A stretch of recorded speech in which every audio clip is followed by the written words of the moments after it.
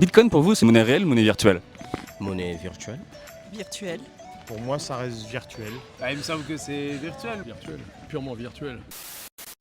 L'euro est palpable. Du cash, vous voulez dire? Le cash. Ouais.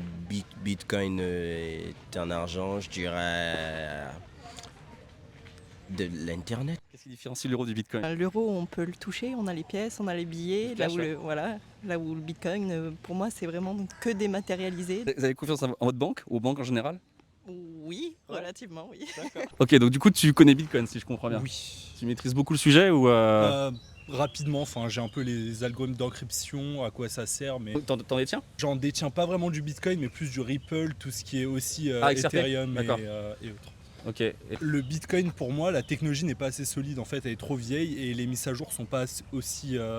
en fait, il y a beaucoup de monde qui doivent se mettre d'accord pour les mises à jour Ouais. et ça n'évolue pas assez rapidement. donc Bitcoin, tu connais depuis combien de temps et tu as acheté des Bitcoins depuis combien de temps? 2018. 2018? Ouais. Sur Swissborg, c'est de la merde. Ils ont des frais un peu élevés, effectivement. D'accord, et du coup, t'as encore des bitcoins. Tu les as en self-custody sur ton propre wallet ou t'en as plus? J'en ai plus.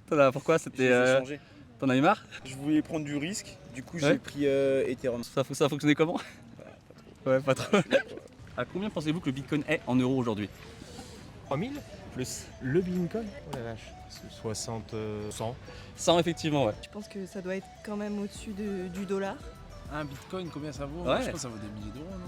Quelques milliers, ouais, combien? Je dirais 40 000. Plus. Plus que ça. 100. 100 000? 100? 100 euros, je ne sais pas. Non, on est à 100 000. 100 000 pour un bitcoin. C'est vrai. Un bitcoin. Waouh. L'euro est supporté par des banques centrales. Il y a une logique économique derrière. Et il y a une comparaison de la valeur de l'euro avec les autres devises d'un côté et puis la situation économique des pays. Est-ce que vous avez confiance aux banques? Oui, globalement, oui. Et pas de bitcoin? Non, parce que quelle est la logique économique derrière? Alors j'ai un fils qui a investi là-dedans, alors de façon très marginale.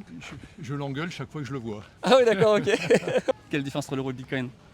Ben, en tant que tel, sur papier, je dirais qu'il n'y a pas vraiment de différence. Ouais. Mais c'est plus, je pense, la perception que les gens ont de la monnaie en tant que tel. Ouais, ok.